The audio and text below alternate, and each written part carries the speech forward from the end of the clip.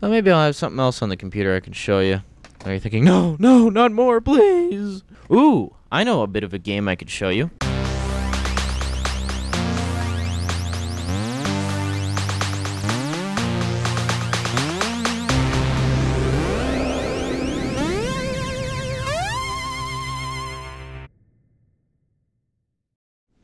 It's really cool. It's called It Came from the Desert. Check this out. It's a tip of the hat to... I like that phrase. I think I'll use it a lot now until everybody's sick of it. It's a tip of the hat to 50s giant bug movies, like sci-fi movies. I'll just show you a little bit of it so you can sort of get a taste of it. It's quite cool. Graphic adventure. Check it out. I'll be reading the dialogue to you because it's printed really small and you might not be able to read it very well. So anyway, here we go. Just wait till you see this intro. It's cool.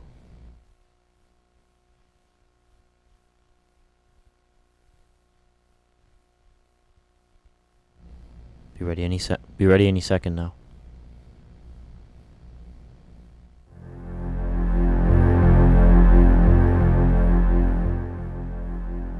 The desert, unchanged for millions of years, yet witness to a biblical prophecy come true that one day the meek shall inherit the earth.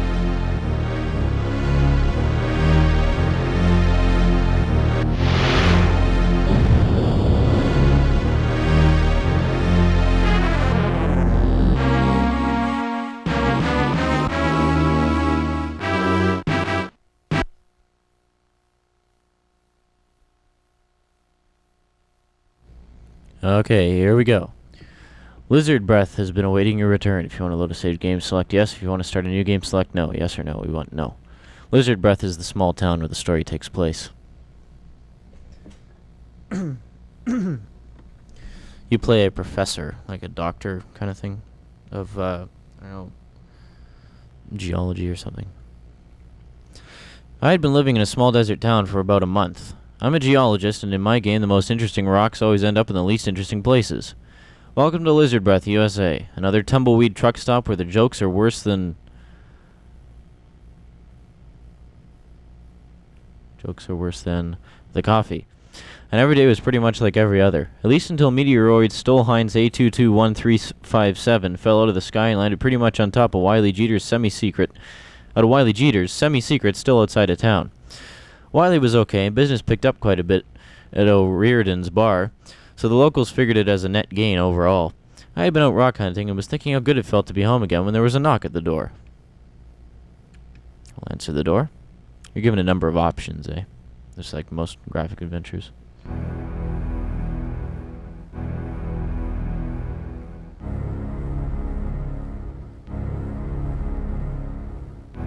Here's them samples you was looking for, Doc.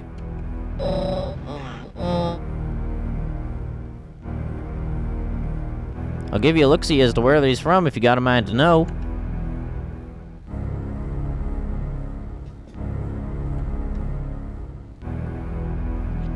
In the month that Geese had worked for me, I had never seen his donkey so agitated.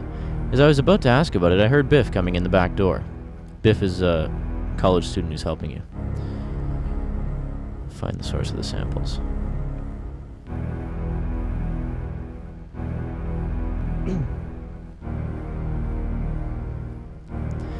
Gold dang it, it was right here. No, here. Or was it over here? Dag nabbit, my brain's all addled up.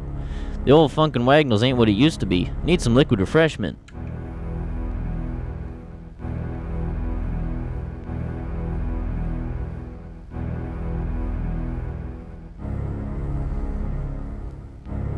Phone's ringing. I'll have Biff answer the phone. And I'll look at the samples. I'll be at O'Riordan's if you need me.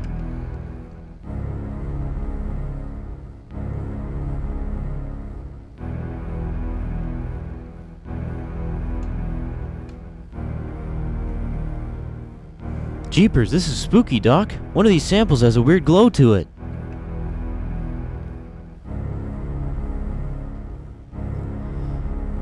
Measure the sample. What's the deal, Doc? You want me to measure it for radiation or send it to the lab? This guy reminds me of Rick Jones from the old Incredible Hulk cartoon. You remember that? About 83, 84, somewhere around there. Check for radiation. Wow, these samples are hot. Where'd the old man find them? Gies was probably at O'Riordan's pub. I wondered if I should go after him or stay at home and get some work done. Send the samples to the government lab. Results will be mailed to your house in 2 days. Make a call. Got the airstrip, home, university lab, Dusty at KBUG radio, police station, Desert Star, and weather station. I'll take a look at the university lab. The operator. The doctor can't come to the phone. He asked if you would stop by when it's convenient. The operator is a good source of gossip as well, by the way. Okay, we'll go to the map. Biff stopped me as I started out the door. Bert Lamont, that slimeball reporter at the Star, called. He wants you to come by if you can. Something about the meteor. Oh yeah, and Dr. Wells wanted you to drop by over at the university lab. Now we'll go to the map.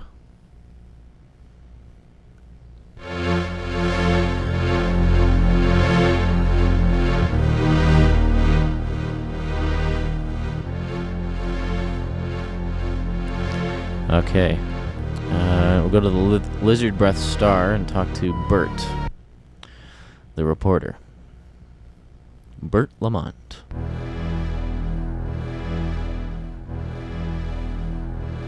Blasted, Norma, if you lost that assay box, you'd be on the street.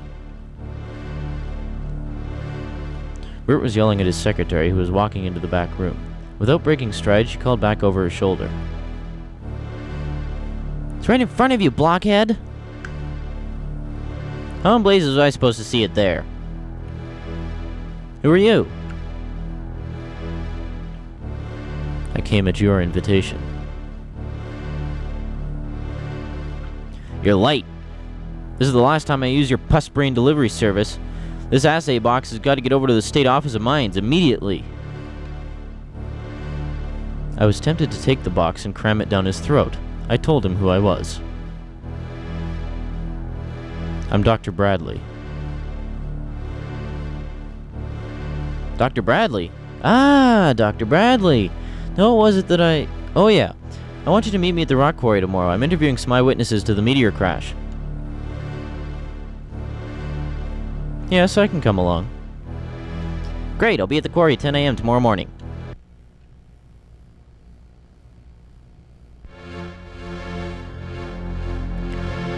Let's go to O'Riordan's.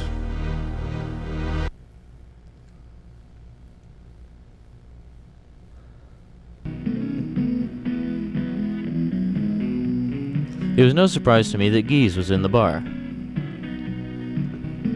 Ask him where he got the samples. Where'd you get the samples?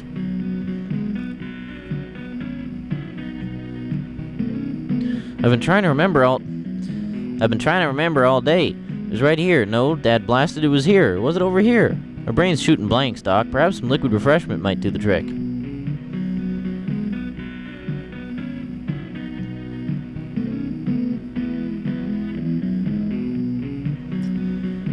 Buy Gies a drink. I bought Gies some club soda. He gave me one of his funny looks and then suddenly spoke. Wait a minute, it's coming back to me. It was somewhere southwest of the old quarry. Go to the map. Southwest of the quarry, eh? Well, we'll have to check that out. Quarry is over here. Southwest volcano gone? Sounds like a likely proposition to me. Small town gossip was bad enough, but the meteor had given everyone an excuse to look for Martians under their beds. As I was enjoying the scenery, the still desert air was suddenly disturbed by a high-pitched whining sound. My mouth dropped open as I saw the source of the sound.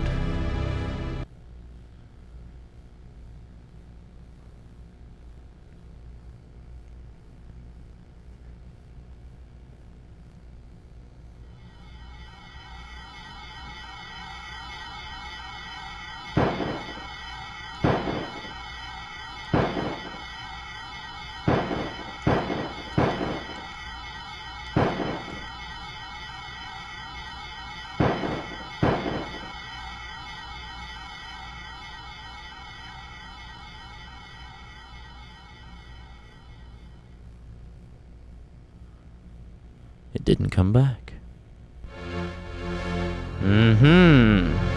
Curiouser and curiouser.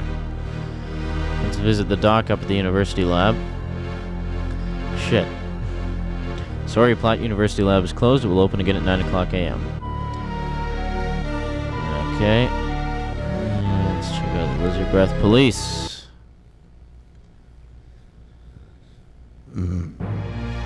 So we're up against giant ants, eh? Well, with all the strange rumors floating around town, I thought I'd ask the sergeant if there was anything to it. Anything to any of it. Well, the heat brings out all the crazies in people. Desert folks are a little different to begin with. When you get things like this headless cow over at JD's farm, rumors start flying. Anyway, I've been pretty busy with the plans for the Mayor's Iguana Festival in 2 weeks. Lots of important people coming into town.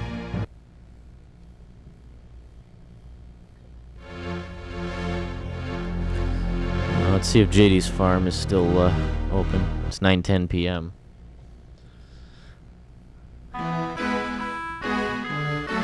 It was late and no one was around. Okay. We'll head home for a snooze. Sorry for the screen flickering or flashing, like screwing up like that. I don't know why it's doing that. Just a glitch, I guess. Just most irritating. It was good to come home to a quiet house. Sleep for 7 hours.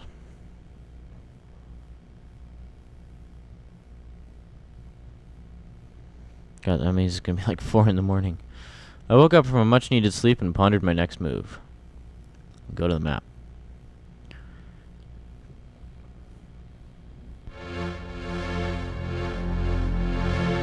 Check out JD's farm. Ice and the Hellcats came out of nowhere and roared by, inches from my truck. Ice shouted something about chicken, then disappeared ahead of me, but I knew they were only turning around. Any minute now they would be coming for me. 2 tons of hot iron bearing down on my hood ornament.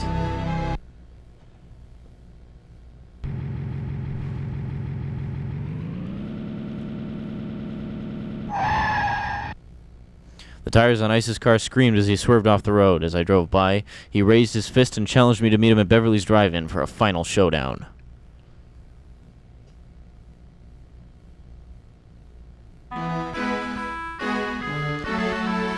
The fields were still dark.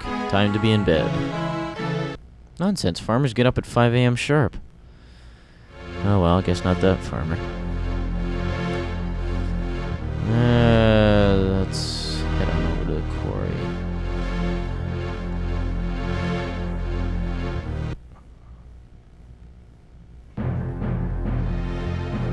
For the moment, the quarry workers were nowhere in sight. Damn, I got up too early. Nobody's around.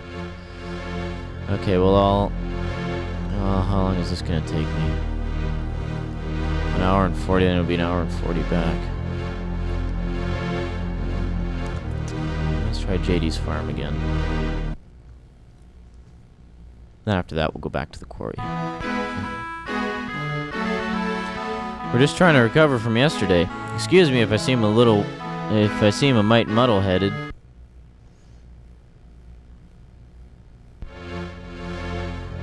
Okay, whatever. It's 10:18 a.m. I'm meeting Bert at the quarry. Meeting Bert at the quarry. Yeah. What did you boys see? Well, it was this fiery sort of thing, and it came across the sky like whoosh. No, it was more like, yeah, blam. Well, the blam part was when it hit the ground. This interview was going nowhere fast. But we'll continue the interview. Great, guys, where'd it come down? Well, it hit to the south, or maybe the east. By the way, sir, did you get the core drillings I sent you? What core drillings?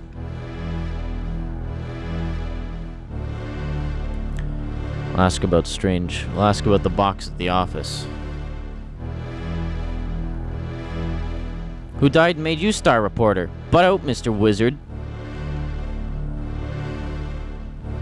I shot him a drop-dead look and Bert whipped out a switchblade.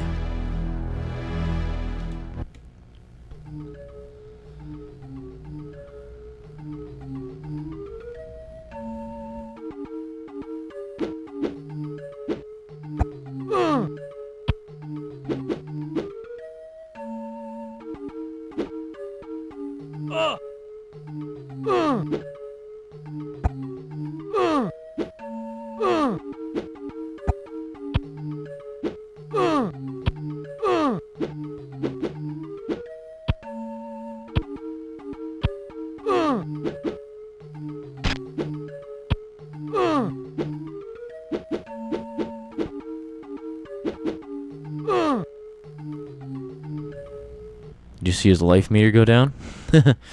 Pretty quick, huh?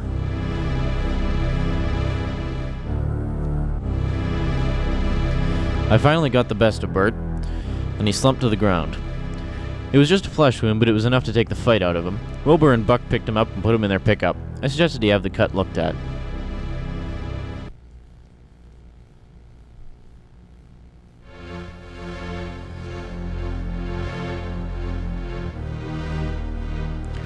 Guess I should head on over to the university, huh?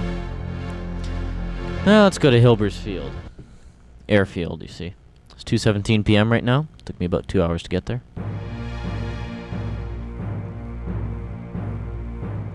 Louis LaRue ran a charter business. From the looks of the crates on the field, it's a wonder anyone ever got off the ground. Mr. Doc, today is the day for that flight to the Tuileries, how you say? The flight of a lifetime. And for only $15 an hour, what do you think? We'll take a flight.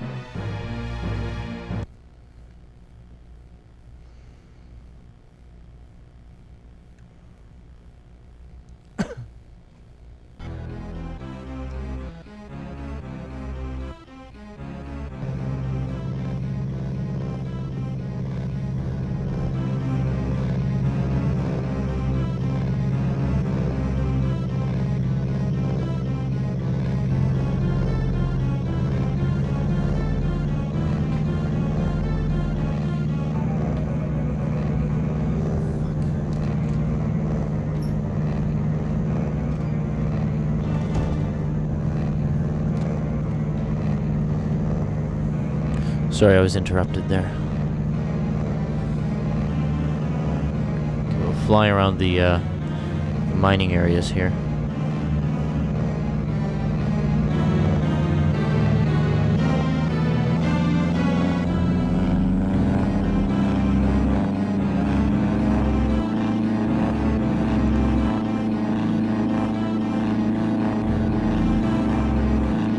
Nothing so far.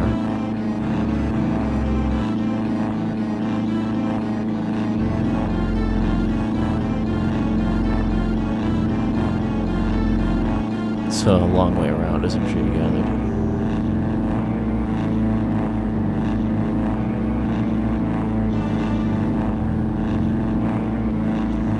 These are mining tracks, like for the, you know, for the mines.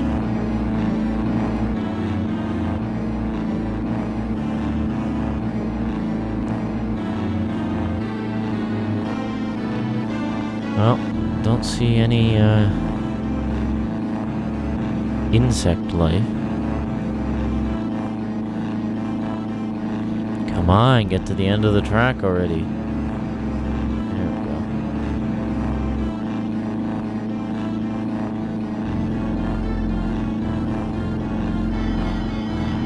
Ah.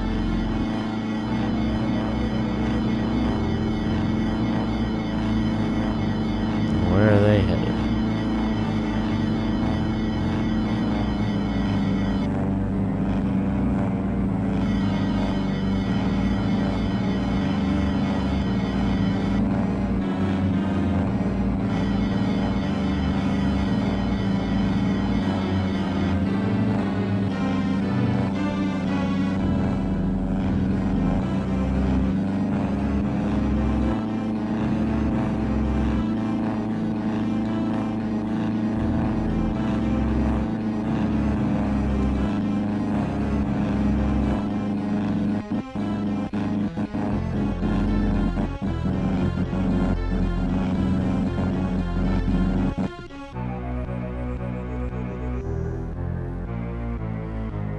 gas. But that's okay. At least I found them.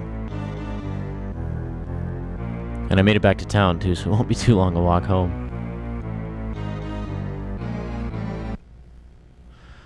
I was like...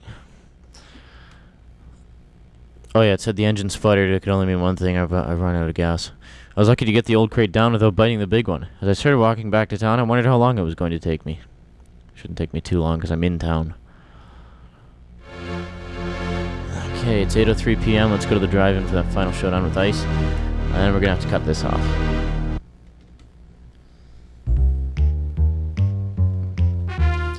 So, you had the guts to show up, Sawbones. Boys, give me some room. I'm gonna make Swiss cheese out of this guy. Ice drew his switchblade. I knew it had gone too far to back down.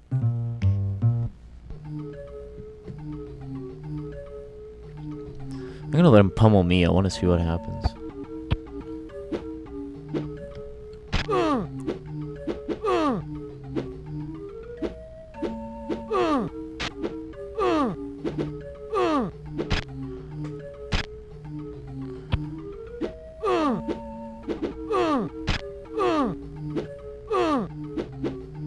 Let's get his life meter going down, then I'll see what it takes for him to kill me.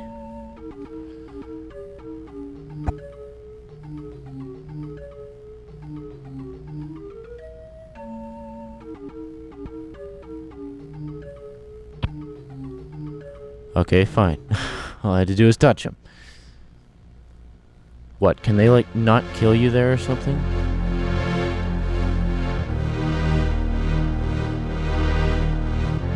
Sorry, no visiting is allowed.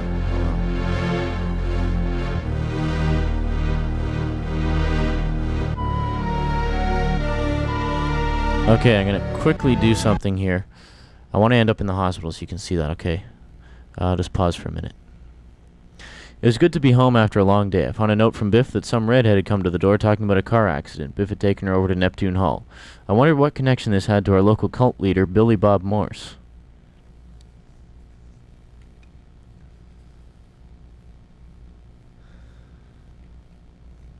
Sleep for 10 hours.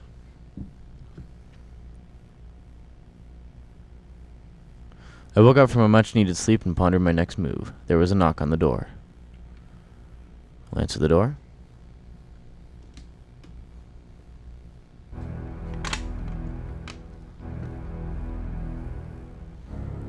Hey Doc, just got back from a camping trip southwest of the quarry. I found this thing that looked like a deer leg, but when I checked it out I realized it was part of something much bigger. I kept my gun with me in my sleeping bag after that. Let me tell you, have a look-see, what do you suppose it could be? Ben was a good neighbor. Whatever this was he had found had really shaken him. I promised to get it over to Dr. Wells for examination.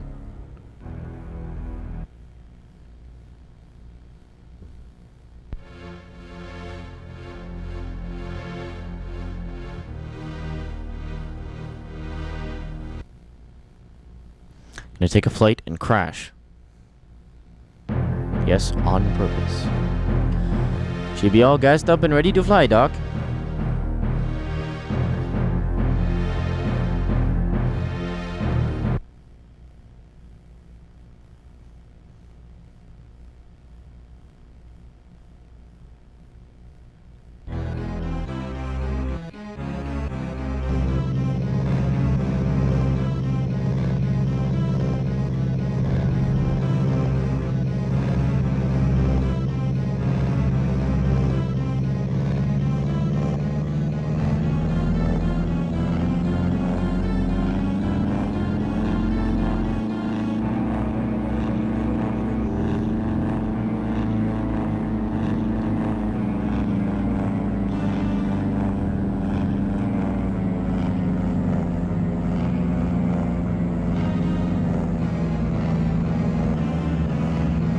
The army base, in case you didn't guess that.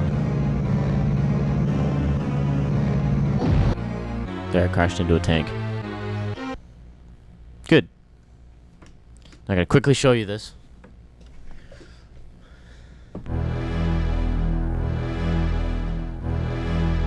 I can still smell the spilled aviation fuel from the crash as I came to. The nurse spoke to me from the foot of the bed. Doctor, you're lucky to be alive. They say that any landing you can walk away from is a good one, but I wouldn't push your luck. We're going to keep you under observation for a day or so. Just relax. Relax? I had to get out of here. No telling what could happen while I was wasting away in a hospital bed. Let's try to escape the hospital.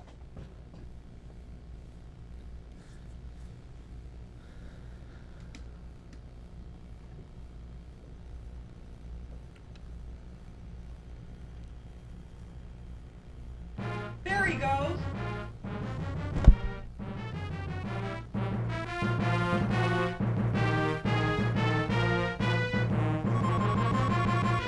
That's the guy. Oh well. The staff was too quick for me. They jabbed me with a hypo and my legs turned to jelly as the tranquilizer took effect.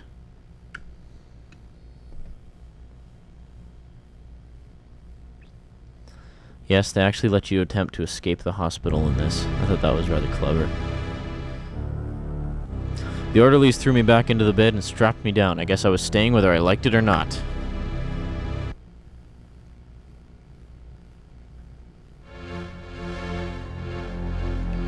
Just pop on over to Dr. Wells real quick like. Still got about a minute of tape.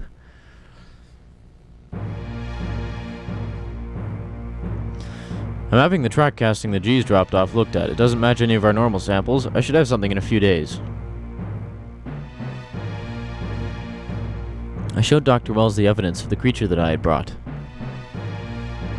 Now we're getting somewhere. Leave this with me. I should have the test results by tomorrow.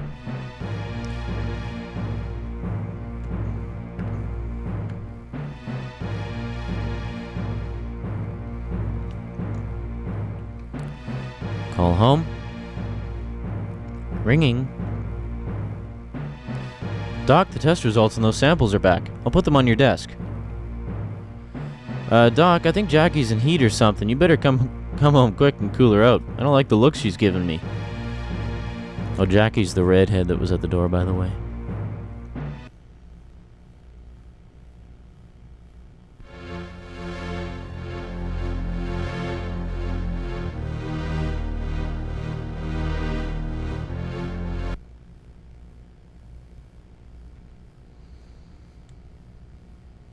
I was having my morning coffee when Biff brought the lab analysis on the samples Geese had brought me. Look at the results. Lab results. We have examined the samples he sent, and as you suspected, they show an unusual amount of radiation. Area where found must be considered hazardous to humans. Greenish matter found on some of the samples bears a striking resemblance to scenting fluid ants drop to find their way back to a food location. The fluid tested has very high concentration levels. Given the volume of liquid that you encountered, the creature that it came from would have to be 8 to 10 meters in length and weigh approximately 4 tons. Needless to say, we are rechecking our results. And that's all I'm going to show you. I'm out of tape, so I'll see you on the next tape. Bye.